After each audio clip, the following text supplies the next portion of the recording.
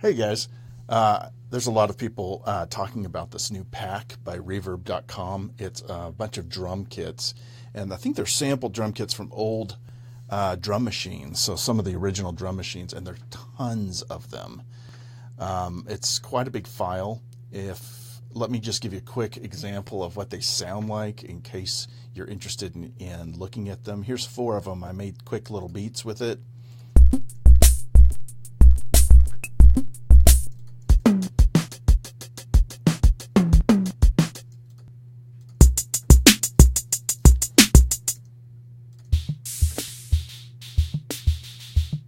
That one's really super soft. So yeah, I'm using they fortunately made an Ableton pack for each one of these, which is kind of nice because they set it up in Ableton. You can tell that they are Ableton users, but I'm just adjusting. Unfortunately, almost every one of these is a little bit different in how they're put together, which kind of sucks as far as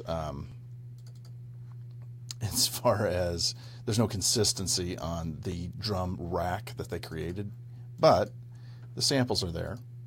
And if we listen to this one, oops, I guess I need to solo that.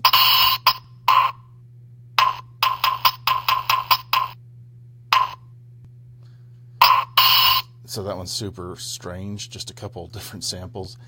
I'm not terribly impressed with this. I'm going to be honest with you. I think it's interesting. It's, those are, if you're interested in those vintage drum machines, then this is probably a gold mine for you.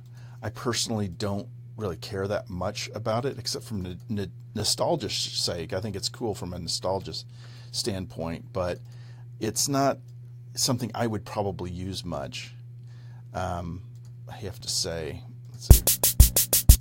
let's see, I have to keep moving my samples around to make sure it's on.